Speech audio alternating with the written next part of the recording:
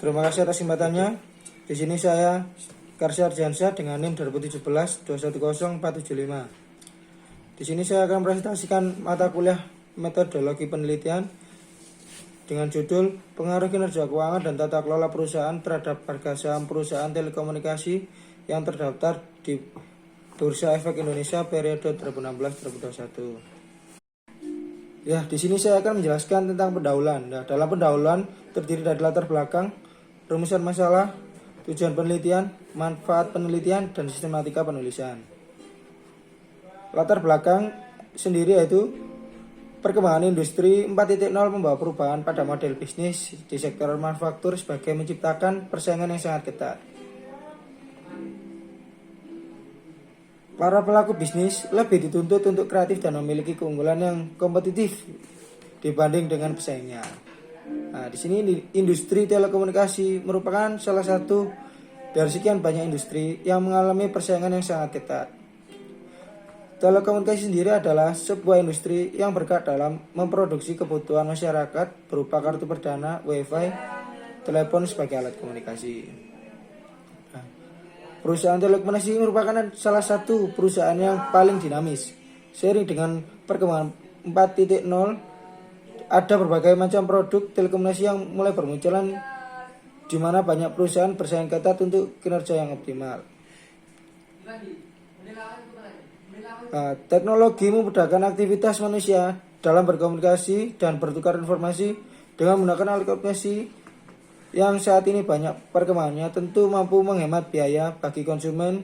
Namun di samping itu, perusahaan harus mampu bersaing dengan kompetitor dengan tetap memperhitungkan resiko dari setiap keputusan yang diambil. Nah, menurut Tumandung, harga saham merupakan harga pada pasar real dan merupakan harga yang paling mudah ditentukan karena merupakan harga dari suatu saham pada pasar yang sedang berlangsung, atau jika pasar ditutup maka harga pasar adalah harga penutupannya. Nah, menurut Darmaji dan Fahrudin, harga saham merupakan harga yang terjadi di bursa pada waktu tertentu. Harga saham bisa berubah naik ataupun turun dalam hitungan waktu begitu cepat. Ia dapat berubah dalam hitungan menit, bahkan dapat berubah dalam hitungan detik. Hal tersebut dimungkinkan karena tergantung dengan permintaan dan penawaran antara pembeli saham dengan penjual saham. Nah, beberapa peneliti terdahulu telah dilakukan untuk menganalisis faktor yang mempengaruhi harga saham, yaitu salah satunya kinerja keuangan. Nah, di sini kinerja keuangan, menurut Marianti, penilaian kinerja keuangan adalah penentuan secara periode efektivitas operasional suatu organisasi, bagian organisasi dan karyawan berdasarkan sasaran. Nah, standar dan kriteria yang telah ditetapkan sebelumnya, terdapat pengaruh yang signifikan antara ROA per terhadap harga saham. Semakin tingginya ROA menyebabkan kinerja perusahaan semakin efektif. Hal ini akan meningkatkan daya tarik perusahaan kepada investor. Menurut Silalahi, tata kelola adalah sistem hubungan yang ditentukan oleh struktur dan proses. Nah, misalnya hubungan antara pemegang saham, manajemen dan pemangku kepentingan yang terdiri dari hubungan antara penyedia modal, pemangku kepentingan, dan manajemen untuk mencapai tingkat pengembalian tertentu dan keuntungan dari investasi pemegang saham. Tata kelola adalah suatu sistem yang dirancang untuk mengarahkan pengelolaan perusahaan secara profesional berdasarkan prinsip-prinsip transparansi, akuntabilitas, tanggung jawab, independen, kewajiban, dan kesetaraan. Nah, dan yang kedua, ada rumusan masalah.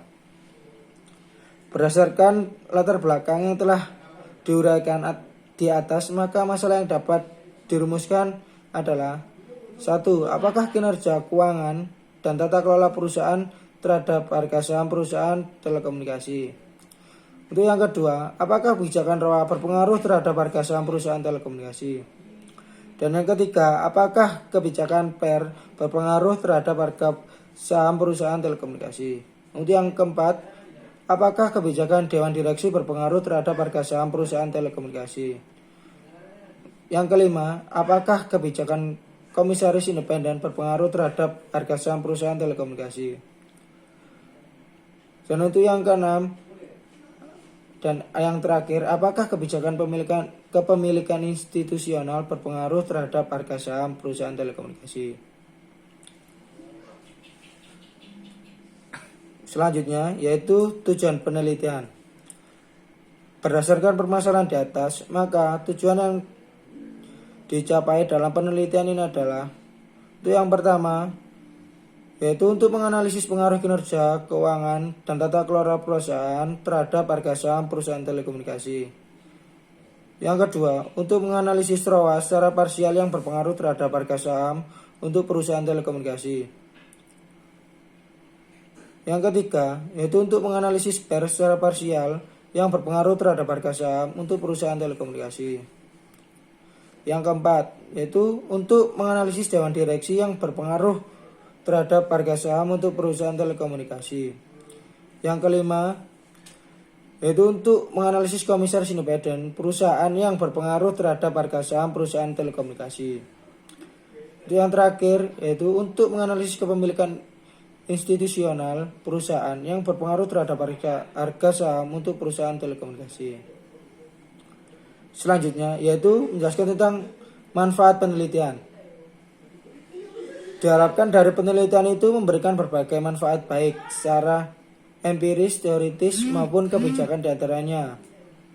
Itu yang pertama, bagi peneliti, itu ada dua, yaitu sebagai sarana untuk belajar menganalisis keadaan nyata agar bisa lebih memahami teori-teori yang telah didapatkan pada saat perkuliahan mengenai faktor-faktor harga saham. Yang kedua, yaitu memberikan pengetahuan yang lebih luas dibanding keuangan, khususnya mengenai faktor-faktor yang dapat mempengaruhi harga saham. Selanjutnya, yaitu bagi perusahaan yang termaksud kelompok telekomunikasi dapat digunakan sebagai salah satu dasar pertimbangan dalam mengambil keputusan ketika perusahaan mengalami permasalahan yang berhubungan dengan perubahan kinerja, keuangan, dan tata kelola perusahaan terhadap harga saham. Yang ketiga, yaitu bagi investor. Sebagai masukan bagi investor mengenai keputusan membeli atau tidak membeli yang diambil investor terhadap saham yang ada di pasar ketika terjadi perusahaan kinerja keuangan dan tata kelola perusahaan.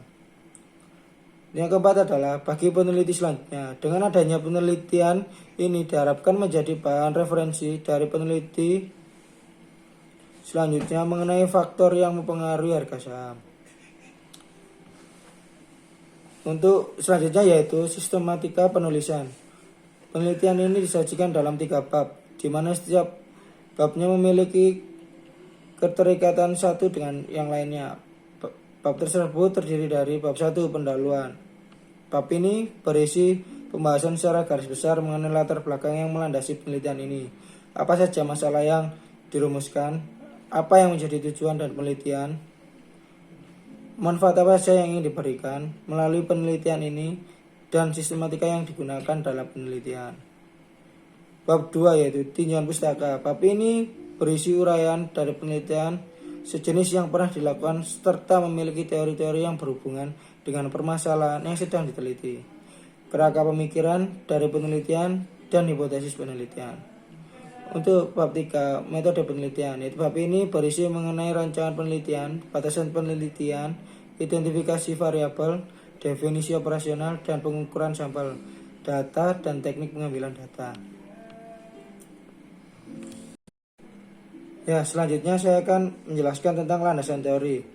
Landasan teori adalah sebuah konsep dengan pernyataan yang tertera rapi dan sistematis memiliki variabel dalam penelitian, karena landasan teori menjadi landasan yang kuat dalam sebuah penelitian yang akan dilakukan.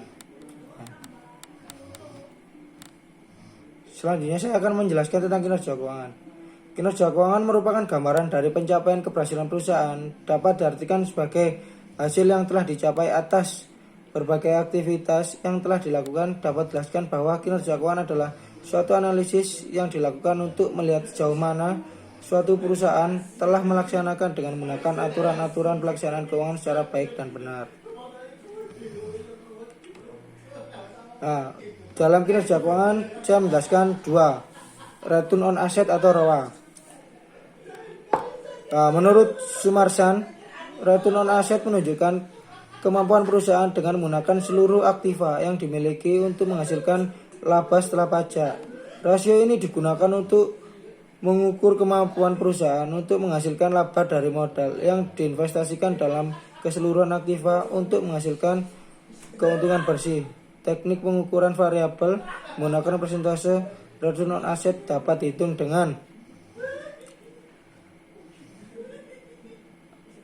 rumus ROA sama dengan EAT atau laba bersih setelah bunga dan pajak dibagi total aktiva dikali 100%. Untuk yang selanjutnya yaitu penjelasan tentang price earning ratio atau PER. Menurut Sumarsan, PER digunakan untuk mengukur bagaimana investor mulai prospek pertumbuhan perusahaan di masa yang akan datang dan tercermin pada harga saham yang bersedia dibayar oleh investor untuk setiap rupiah laba yang diperoleh perusahaan.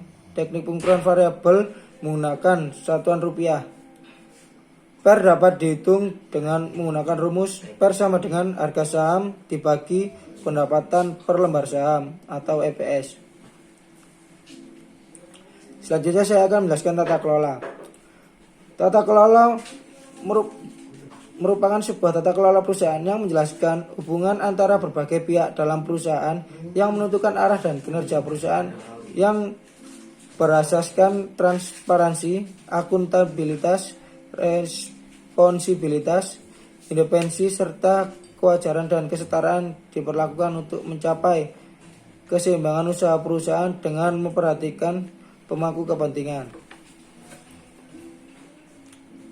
Nah, di sini saya menjelaskan tata kelola ada 3. Yang pertama, Dewan Direksi.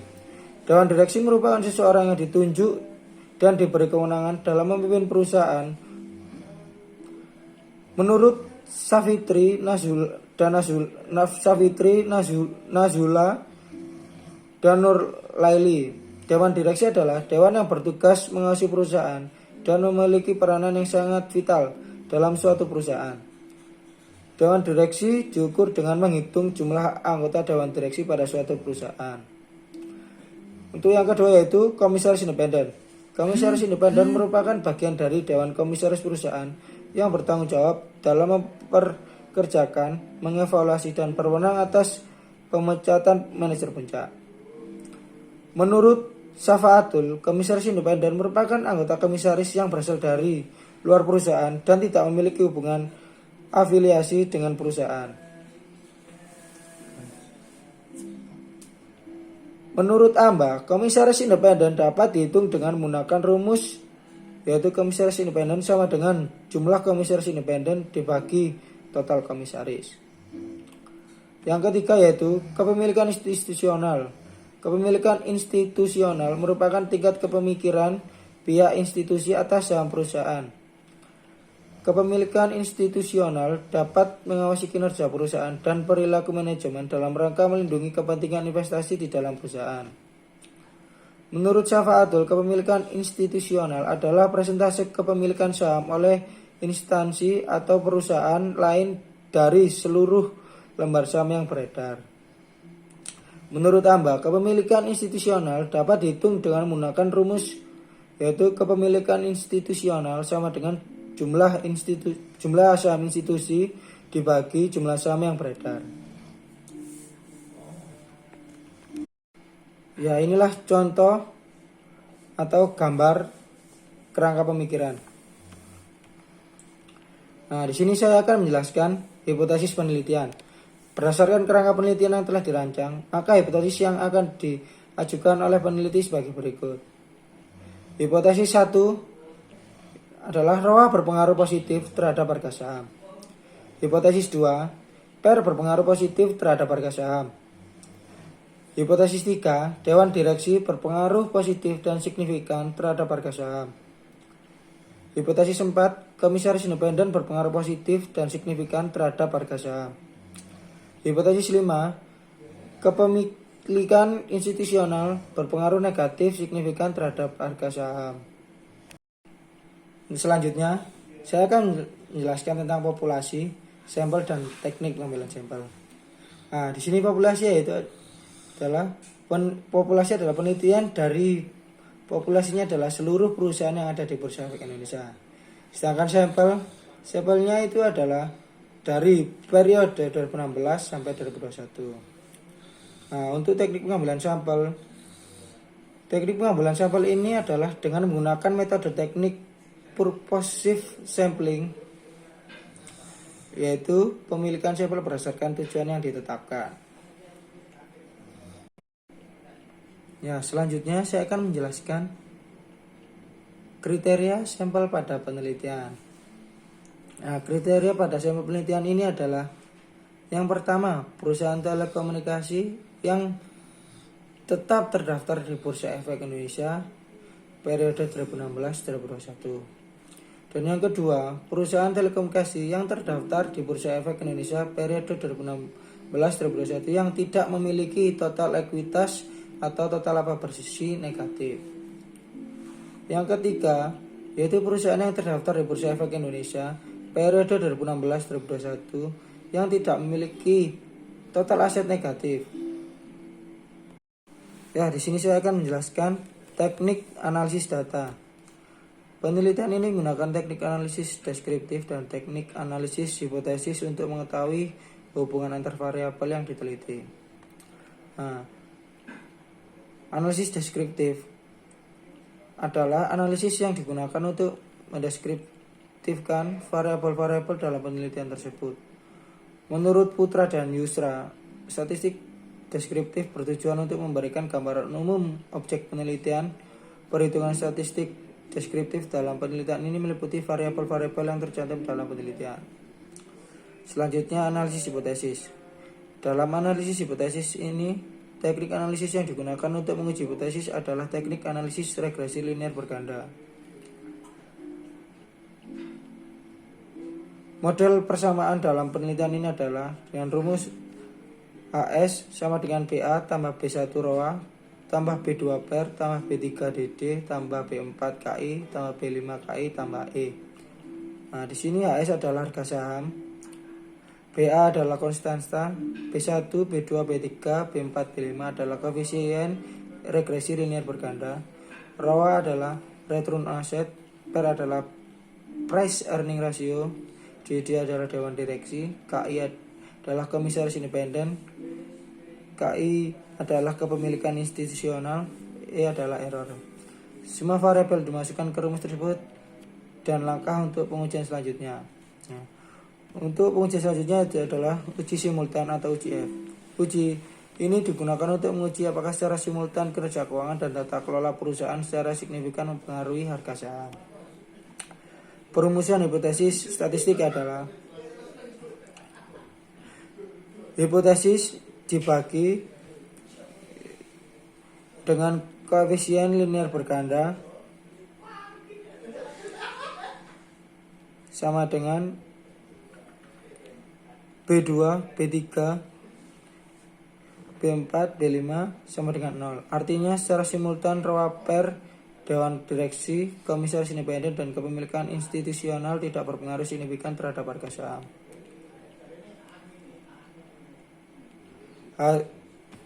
Hipotesis 1 dibagi min salah satu koefisien regresi linear berganda tidak terjangkau 0. Artinya secara simultan ROA PER Dewan Direksi, Komisaris Independen, dan kepemilikan institusional berpengaruh signifikan terhadap harga saham.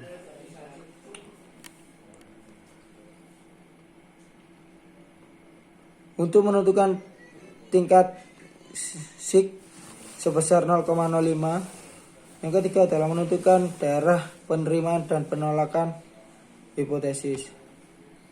Nah, daerah penerimaan dan penolakan hipotesis uji F yaitu hipotesis 0 diterima jika F hit kurang dari 0,05. H1 ditolak jika F hit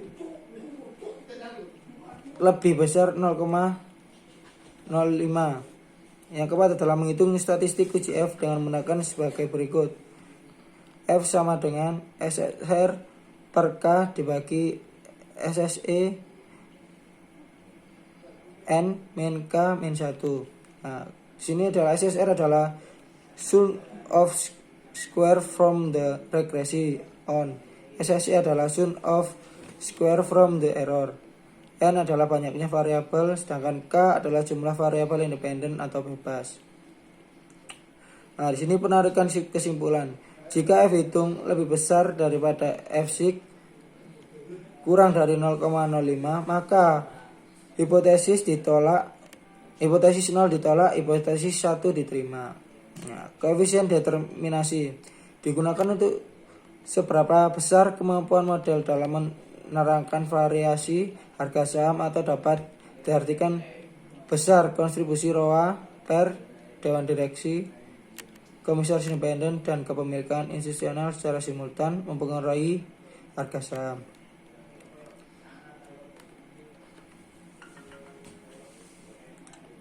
Sini nilai R2 antara 0 dan 1 yaitu 0 lebih kecil R2 lebih kecil 1, yaitu semakin besar nilai R2 semakin besar kemampuan ROA per Dewan Direksi, Komisaris Independen, dan kepemilikan independen, dan sebaliknya semakin kecil maka semakin kecil kemampuan ROA per Dewan Direksi, Komisaris Independen, dan kepemilikan institusional dalam menjelaskan harga saham. Nah, di sini uji parsial atau uji T pada ROA per Dewan Direksi dan Komisaris Independen yang terdapat dalam persamaan secara signifikan mempengaruhi harga saham. Untuk perumusan hipotesis statistika pada sisi kanan, hipotesis dibagi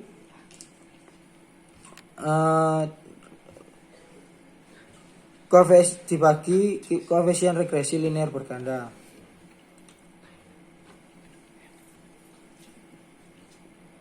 Yaitu artinya secara lebih kecil 0, artinya secara parsial ROA per Dewan Direksi dan Komisaris Independen tidak berpengaruh positif signifikan terhadap harga saham. Hipotesis 1 atau regresi linear berganda lebih besar 0, artinya secara parsial ROA per Dewan Direksi, Komisaris Independen berpengaruh positif signifikan terhadap harga saham. 2. Menentukan tingkat signifikan sebesar 0,05. Yang ketiga itu menentukan daerah penerimaan dan penolakan hipotesis. Yang keempat adalah menghitung statistika uji T dengan menggunakan yaitu T sama dengan BI dibagi SBI. BI adalah koefisien regresi, SBI adalah standar koefisien regresi. Penarikan kesimpulan, jika T hitung lebih besar dari T tabel maka hipotesis ditolak atau hipotesis 1 diterima. Jika T hitung lebih kecil dari T tabel maka hipotesis 0 diterima atau hipotesis 1 ditolak. Koefisien determinasi parsial atau R2. Nilai R2 di antara 0 dan 1. Nilai R2 yang paling besar menunjukkan variabel yang dominan dalam mempengaruhi variabel terikat. Uji parsial atau uji T pada kepemilikan institusional. Perumusan hipotesis statistik uji sisi kiri. Hipotesis 0 dibagi koefisien regresi linear berganda lebih besar dari 0, artinya secara parsial kepemilikan institusional tidak berpengaruh negatif signifikan terhadap harga saham. Hipotesis 1 dibagi koefisien regresi linear berganda lebih kecil dari 0, artinya secara parsial kepemilikan institusional berpengaruh pengaruh negatif signifikan terhadap harga saham. Menentukan tingkat signifikan sebesar 0,05. Menentukan daerah penerimaan dan penolakan hipotesis 0 uji sisi kiri. Menghitung statistik uji T dengan menggunakan rumus T sama dengan BI dibagi SBI, yaitu BI adalah koefisien regresi, SBI adalah standar koefisien regresi. Penarikan kesimpulan, jika T hitung lebih kecil dari T tabel, maka hipotesis 0 ditolak atau hipotesis 1 diterima. Jika T hitung lebih besar dari T tabel, maka H0 diterima atau hipotesis 1 ditolak. Koefisien determinasi parsial atau R2. Nilai R2 di antara 0 dan 1. Nilai R2 yang paling besar menunjukkan variabel yang dominan dalam mempengaruhi variabel terikat. Ya, sekian presentasi dari saya. Mohon maaf bila ada salah kata. Wassalamualaikum warahmatullahi wabarakatuh.